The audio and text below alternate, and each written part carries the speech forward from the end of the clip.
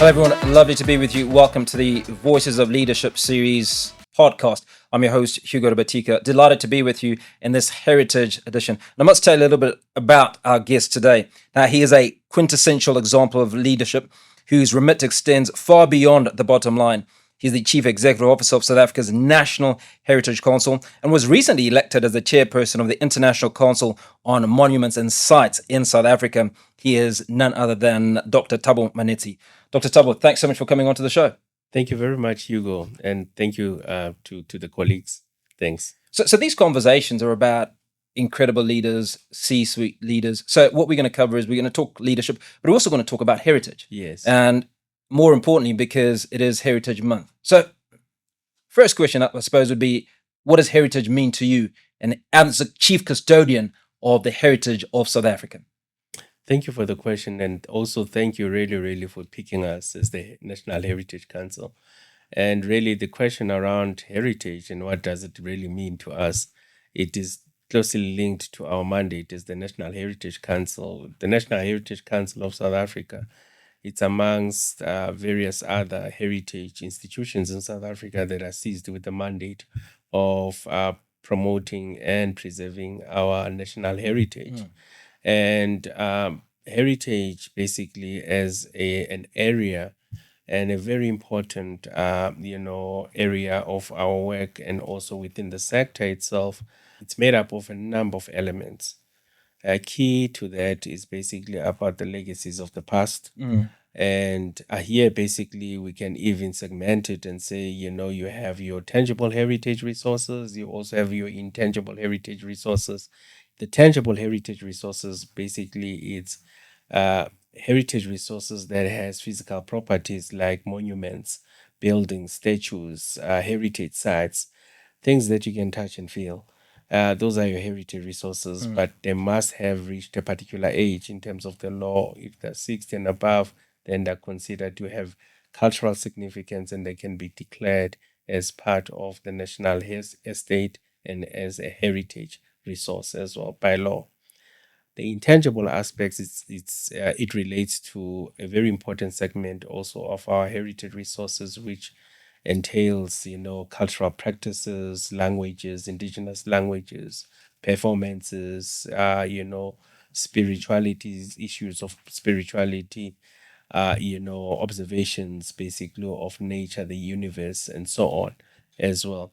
But most importantly, the cultural practice aspect is very key to this component of intangible heritage. And the other term for intangible heritage here in South Africa, we use living heritage because those are part of our living cultures. Indigenous knowledge system, the manner in which we prepare our foods, our indigenous cuisine as well, and use of medicinal plants as well, harvesting those important herbs and utilization of what nature has presented to us that can help us nourish us, sustain us, and also improve our health as well. So those are aspects that are linked to our intangible heritage. But broadly, it should be things that are steeped in cultural significance, if I were to put it that way. And as broad as heritage is, you cannot actually really have a singular definition to it because it's as broad as I'm explaining it now. Does cultural significance diminish over time? And what work do you have to implement in order to preserve culture? Because one of the things that we talk about culture is it's dynamism, right? Definitely. That what we did 30 or 40 years ago is no longer common practice now. Yeah. Then there's the issue around travel and the fact that the world has now become a global village. Yeah. Right. So other cultures will come in and sort of find their way into our culture and almost diluting what was super cultural years ago. How do you manage that? Yeah, in fact, that is the very essence of having heritage that is evolving, because you have to allow for dynamism in any heritage or cultural heritage resource. There must be dynamism to show that there is influences that influence our cultures. It's not static. It's not frozen in time. That's why you get a lot of people, sort of like frown upon us when they are not actually seeing the true images of Africa, the stereotypical images of South Africa, because they're surprised when they get to our shores here that culture is so much evolved. It's almost similar, Correct. to theirs, where they're coming from, and that they get a shock, because from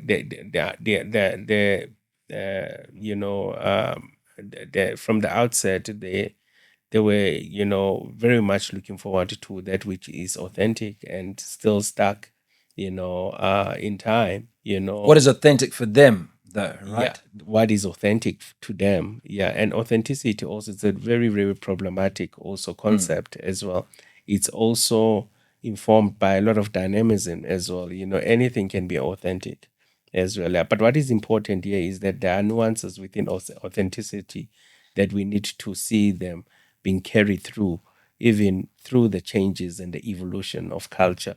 You want to see basically that uniquely defines our culture as well. So the integrity of authenticity, it is rooted in just those nuances, the elements basically that uniquely define us as a people, in this part of the world, and those are very important elements.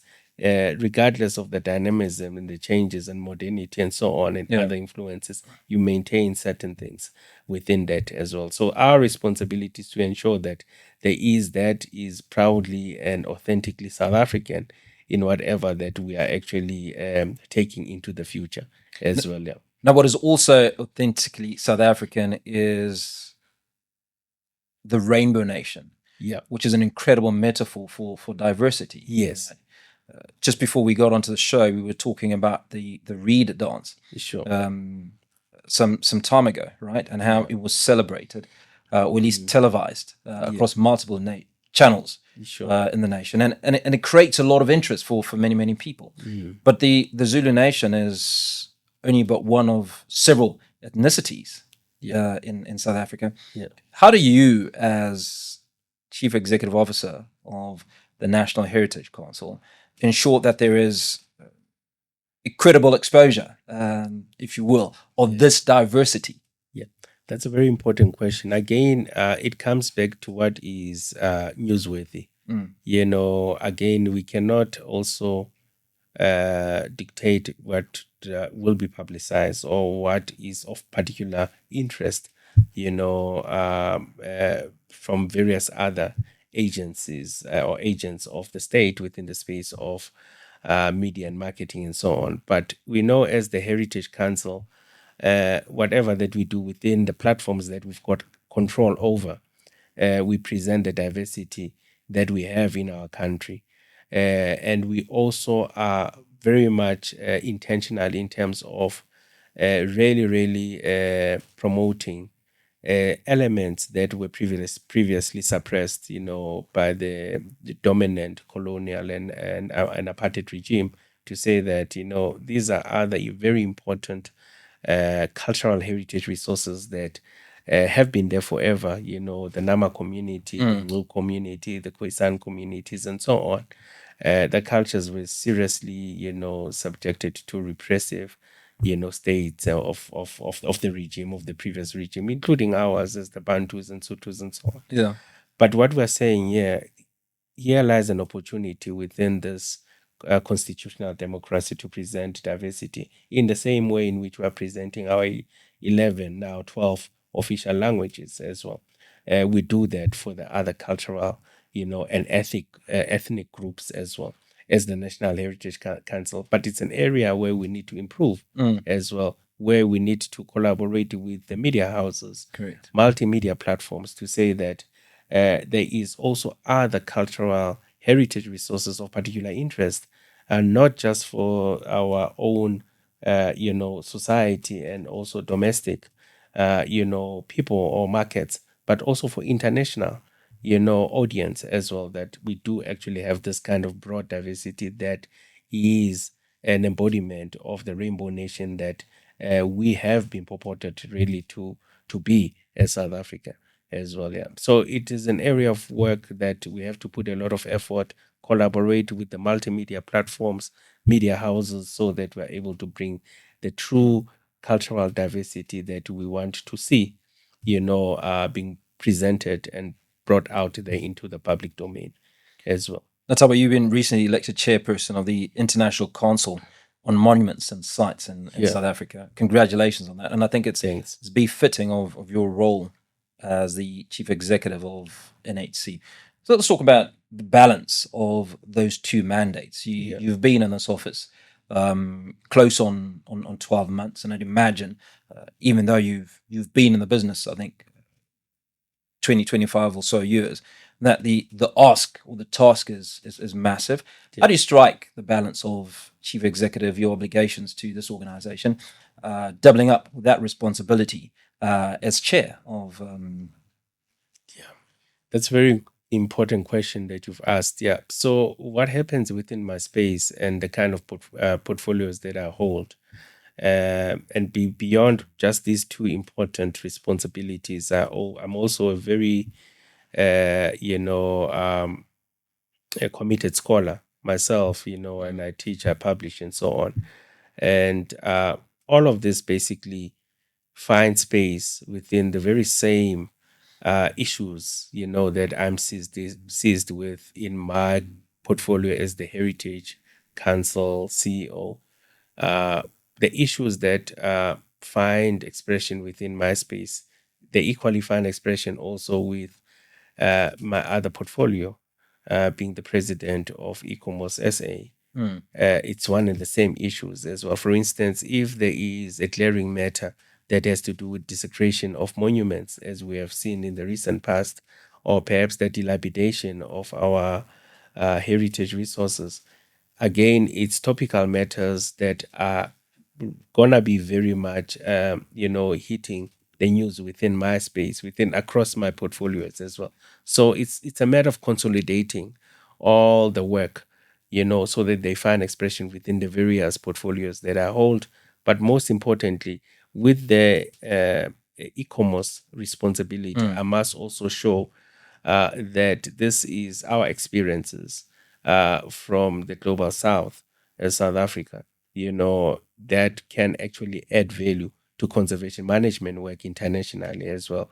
And the challenges that we are confronted with equal, and even the opportunities themselves, they serve as best practices that we can actually also, export, globally as part of our offering and contribution to concerted effort of conservation management broadly around monuments, sites, intangible cultural heritage, and so on as well. So there's a lot of synergies in all these portfolios, but it's the manner in which we package them.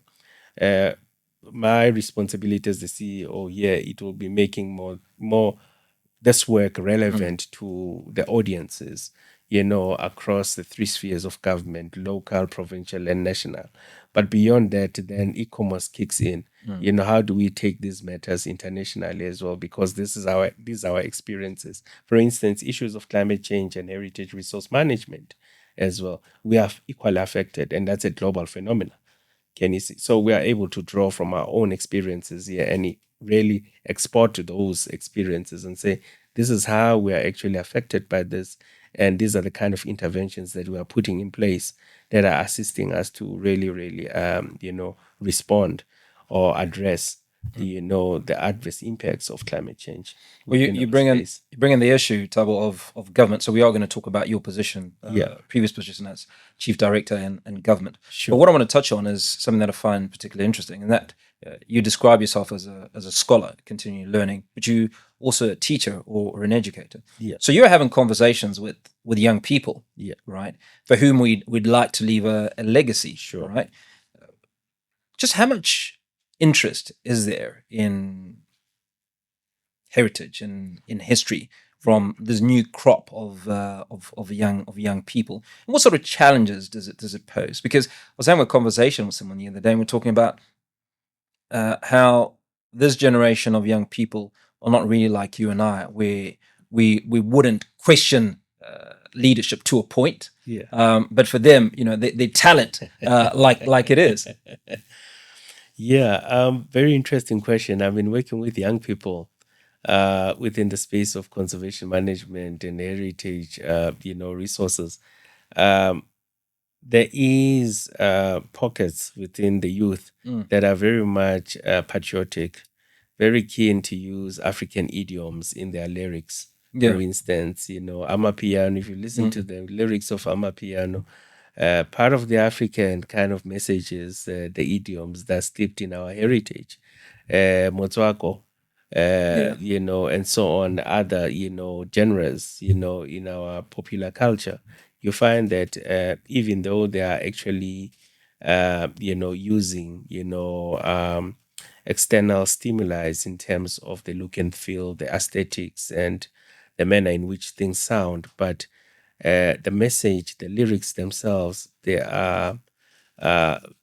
present a lot of authentic South African motifs and heritage resources as well, and that's the entry point to the young people to embrace and have a deep appreciation of their heritage. You basically lift and strengthen the things that they love about our culture and heritage as well, and you build from that. For instance, once you do that, you are able to say,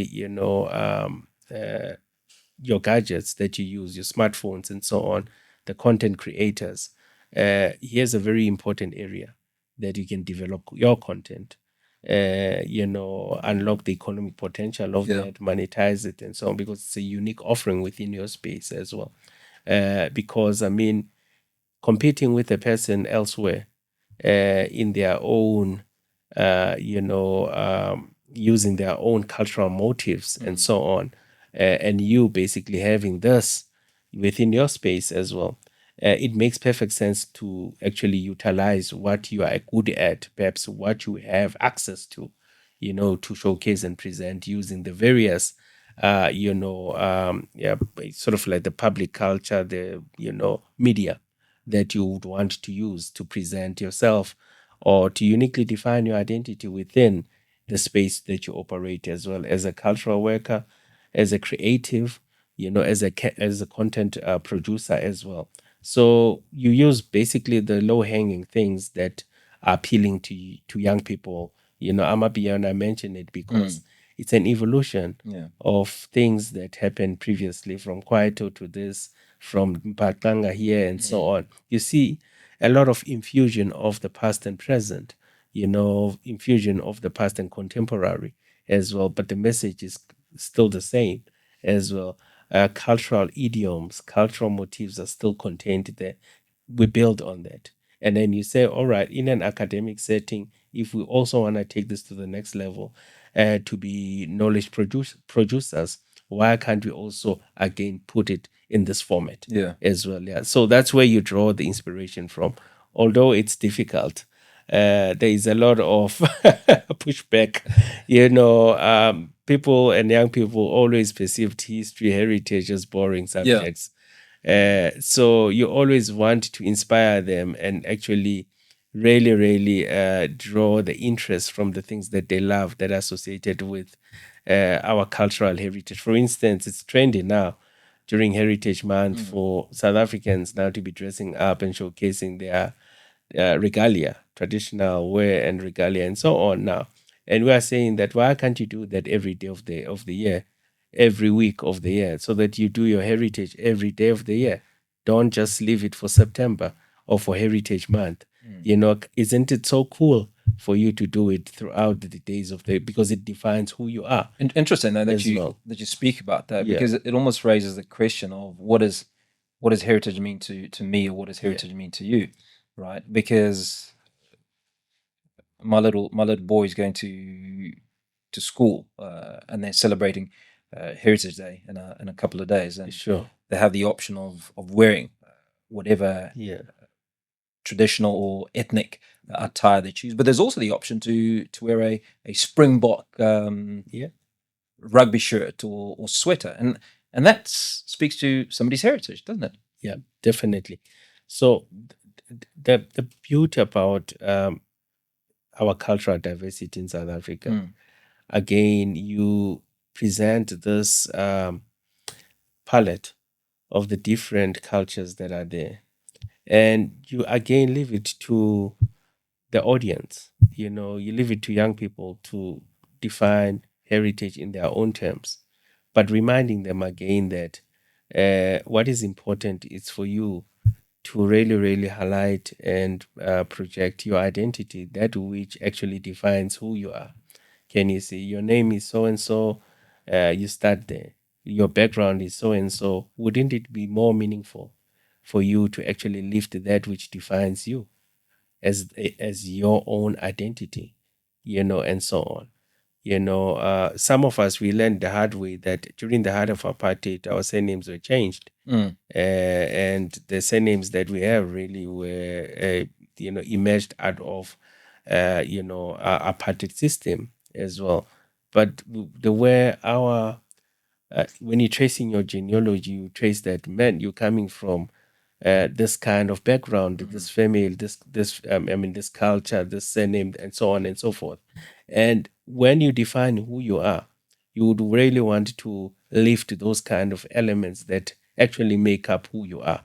As a Thabo, as a CEO, as this, and so on and so forth as well.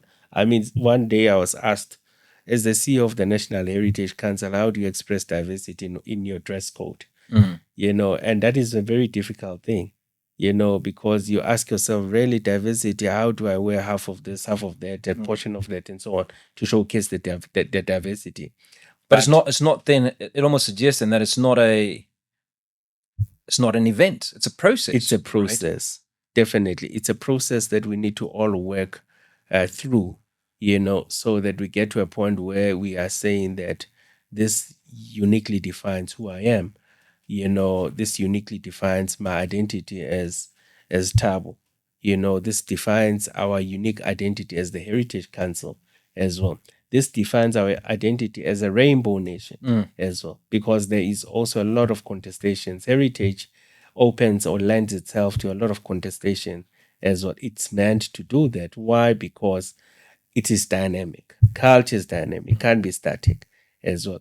Hence the very fluid definition of heritage itself, because it's quite fluid, and even if you go to in a scholarly academic setup as well, there you'll get a plethora of definitions of heritage. From an archaeological point of view, there's a position. This is the definition. From an anthropological point of view, here is the definition of heritage. Paleontological position, here is a definition of heritage. Architectural position, historical, and so on and so forth. So you find this being a very fluid space, and it lends itself to that kind of fluidity, when you look at it and examine it. And as a nation state and as an entity and authority in heritage, you want to accommodate those kind of differences, different perspectives, and so on. Because when you're dealing with heritage objects, for instance, you will be very much interested to understand the provenance of heritage objects, its history, who made it, where it went, how many hands it exchanged, and so on and so forth. That in itself, it's the history of the journey of the object itself, which is very important, to the meaning of the object itself. Because Picasso painted something. It's a nice painting, and it was bought by this family. As they were part of this, elite group and so on, and very influential in society. It was initiated or painted by Picasso. It carries its own significance there.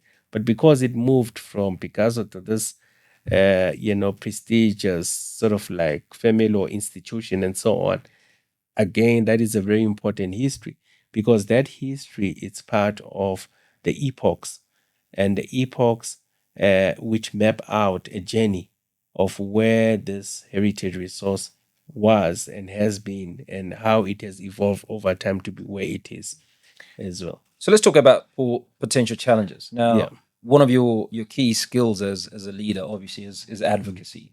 And I think you're well suited to this position. One, because you were chief director in government, so you understand all about policy. Yeah. You are now the implementing authority who has to go to Treasury, right, to say to them, I cannot give you a profit and loss statement because the issues around culture and heritage are not really about profit and loss, are they? Right? They're about how you make people feel. It's about how people are reminded of where they've come from. It's about that entire dynamism that we talk about. How do you navigate those waters? It's very difficult because as a public entity, we are also subjected to the same, legal prescripts, of any other public entity within our space, within government. We've got the PFMA, which really, it's a piece of document that actually looks at how we actually govern ourselves, but at the same time, how do we utilize state resources as well. Now, when it comes to heritage and for heritage management to fit within these prescribed legal frameworks, it becomes a bit of a challenge because, again, we can't add value, more monetary value to heritage resources as well. I mean, how do you attach monetary value to a cultural object in a museum when it's just one of its kind? You can't compare it with any other. It's not comparable, and therefore you can't actually determine the monetary value, but the cultural significance value are able to make it determine it, because there is something that is documented around that as well, and there are people that can actually attest to that. It represents a certain ethnic group or some, a cultural grouping within society as well. So we find ourselves really having to negotiate this kind of glaring, dichotomies and, not divisions per se, but the differences with the main frame of accountability, legislation, legal instruments, basically, that govern our space as a public entity, because we are also allocated a subsidy that we need to report on, account on, and always give, reports based on the utilization of these public resources as well. So we are equally charged with the same responsibilities as any other public entity to be able to effectively manage state resources. However, we're dealing with a unique matter, which is heritage. So it's a matter of really engaging with various other, authorities within our space, just to bring them up to speed, for them to understand the nature of our work, so that we are able to find each other. I must say, it's not easy. It's very difficult as well. I mean, for instance, if there are issues pertaining to a particular heritage site or heritage resource and so on, at times you find that the very same state, they want to actually demolish a historical building to build a new building. Then it becomes a problem, because as we are also charged with the responsibility to look after the very same building that we want to build new offices in. So we need to be engaging each other, as the authorities in heritage, but also engage other state authorities, basically, that they've got other areas of responsibility of development within our country. Development will always happen. We can't avoid development, and we want development. However, development must also happen in an ethical, responsible manner that adheres also to conservation management issues as well. And that's where we come in to provide that advice. So let's talk about development, because one of the key aspects to development is technology. Yeah. Right? So herein lie a potential problem and a solution. Right? There are monuments, buildings, or features that are sometimes go derelict because, yes, you're investing in them, but nobody's coming home anymore, so to speak. So they become ruins of sorts. But artificial intelligence and that sort of tech allows us some form of preservation, Sure. right, of these national assets. How are you employing artificial intelligence or technology Yeah. in the preservation of some of these assets? No, definitely. In fact, as I indicated earlier, we are actually very much embracing developments. And one of the areas and prolific area of development is digital technologies, artificial intelligence, and so on. And you would have seen in the recent years, especially at the height of COVID, when there was this lockdown across the world, which also affected us here severely, where there was no movement, and visitation to our museums and heritage sites, but we had to tap into artificial intelligence and technology really to conduct virtual tours to get our people excited again to see basically the wealth of their cultural diversity that is out there as well. So definitely as a sector, we see artificial intelligence and digital technologies as enabling tools for us to advance our mandate as well, being the authorities of heritage. It's not something that we are, immune from, but it's not something that we do not want, but we actually fully embrace it to see it as an enabler really to advance our work. And the only thing that we are really, really advocating for is that there must be ethical uses of this because it could also be subjected to abuse as well. In as much as we would want to see this as a tool that can assist us, we also want to make sure that it doesn't actually expose us to certain risks, especially risks that have to do with cybersecurity, what is lack of cybersecurity and hacking and that kind of thing, which we have seen, that it is also susceptible to that as well. Yeah. So the ethical uses of artificial intelligence and also digital technologies, we see them as enablers to our work. They must just be done in an ethical manner. Okay. Yeah.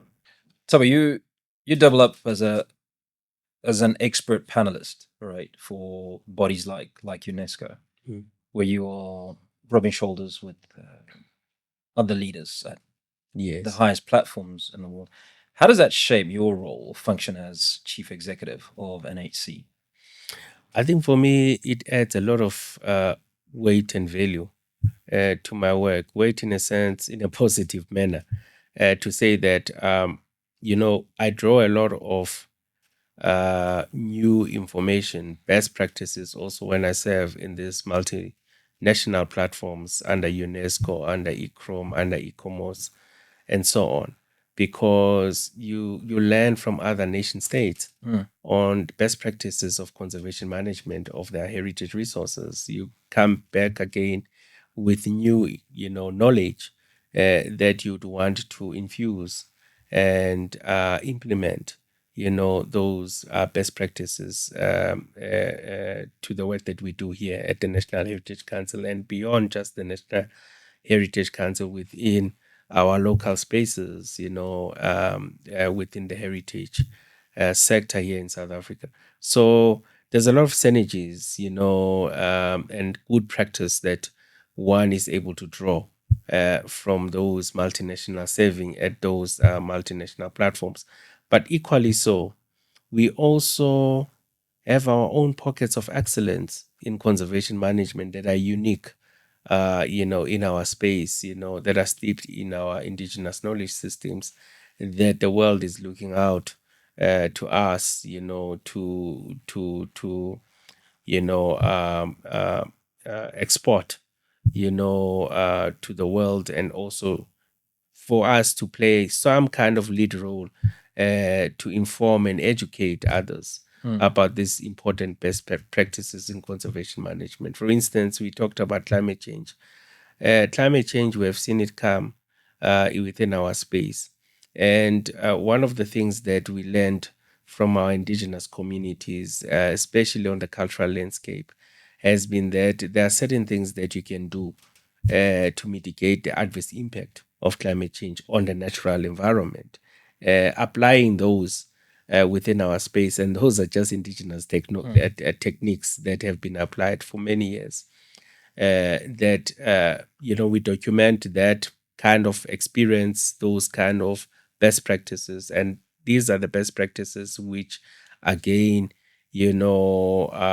set us apart from others. To say these are uniquely South African experiences, and we are able to offer that to the world and contribute to the knowledge economy within our space of conservation management. There are various other pockets of excellence in South Africa, how we do our own things, and they find value, out there. Sometimes we might not see them as valuable ourselves, but as soon as you present them in an international platform, then that's when you see the world really, really standing up and saying, wow, we can actually draw lessons from South Africa on this particular area of work. Well, I want to interject because Yeah. you talk about this good practice Yeah. that we pick up from, but one would imagine there's also some bad practices from which we still learn, right? Yeah. And this speaks to the various indigenous peoples of the world, Yeah. right? Where their culture, their heritage has often been overlooked, right? Yes. So natives across the world suffer from either they're discredited or not sufficiently recognized, right? What are those key lessons, and how have you applied them, or where is there room to apply some of those lessons from how those indigenous peoples have been treated? Yeah. So there's a lot of those lessons. Indeed, I mean, there are challenges because, I mean, challenges present a very important platform for us to draw lessons from. When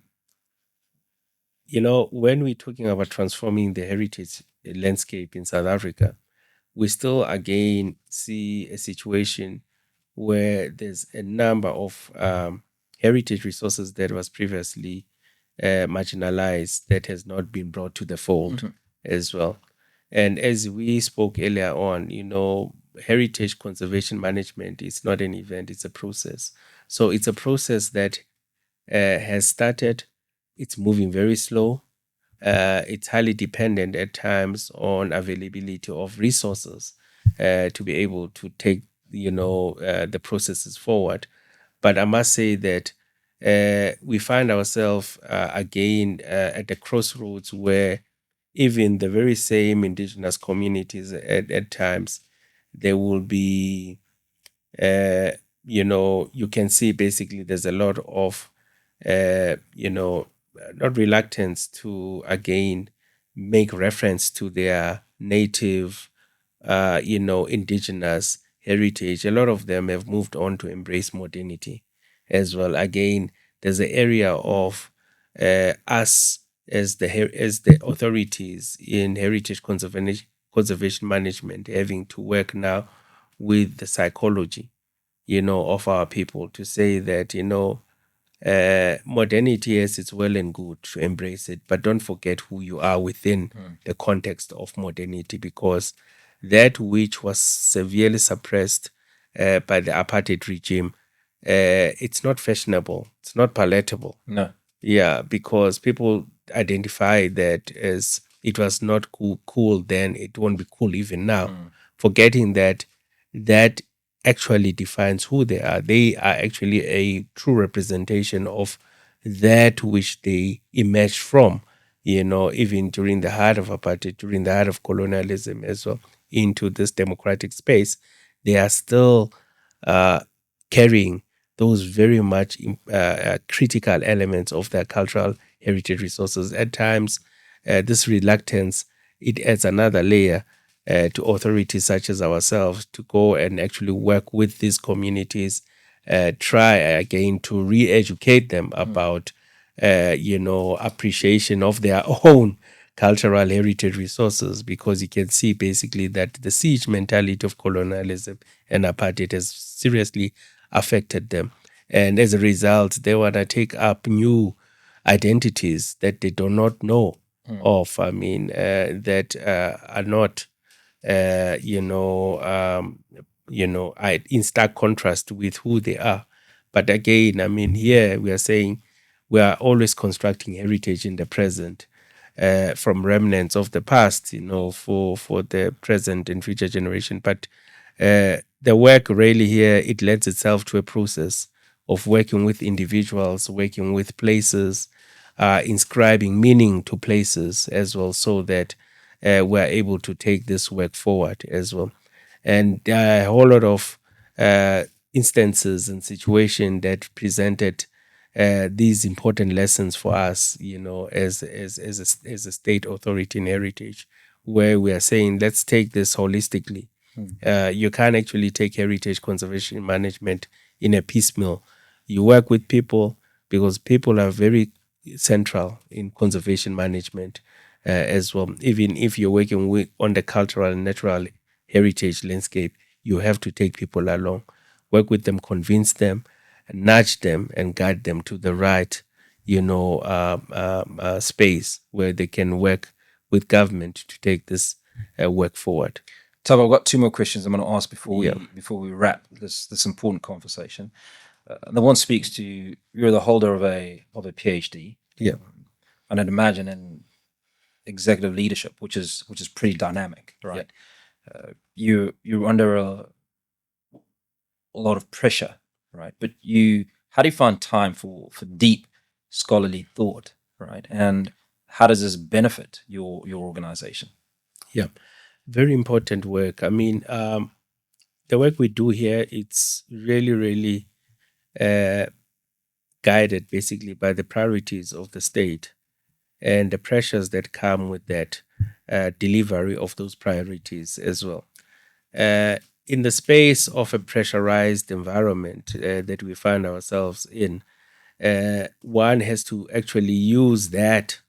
I use that a lot as case studies in my scholarly work, to say that this is basically what is happening within the space of government or governmentality in relation to conservation management. Let's look at it. Let's dissect this further. And scholarly setups are very interesting in a sense that they've got time to dissect things.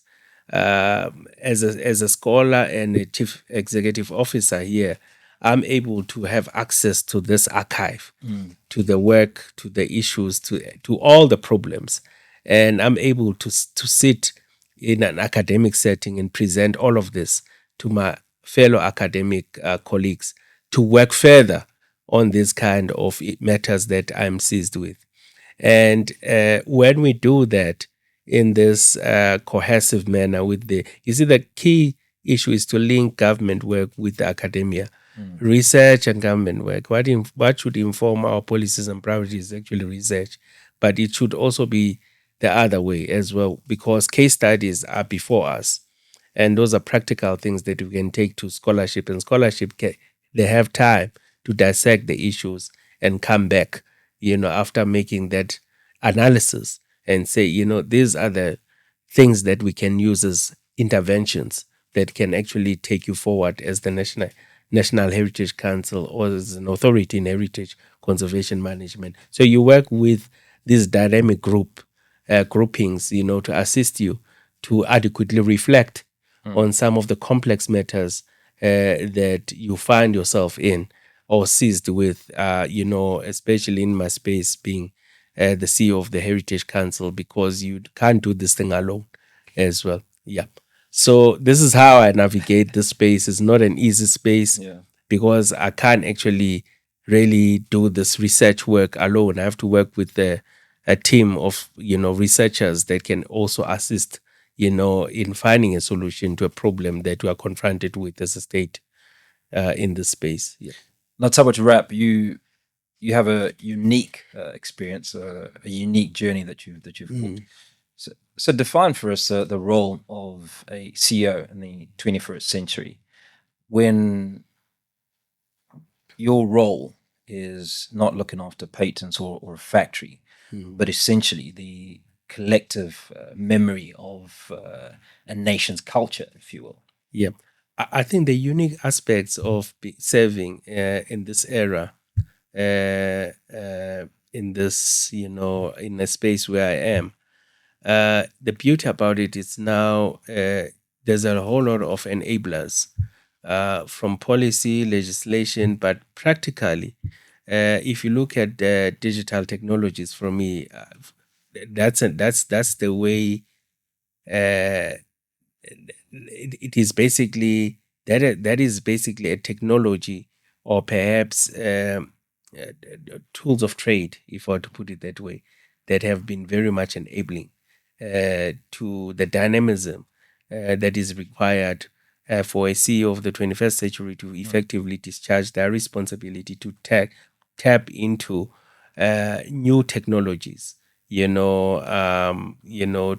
be enablers basically towards, effectively implementing the responsibilities that we assist with, the priorities that we assist with. You look at basically quick wins, you look at solution driven, mechanisms and technologies that can really assist you. Gone are the days where you just have to, working very hard. For instance, I look at records or record keeping within the space of conservation management. We are now developing digital archives. It's easy to do that.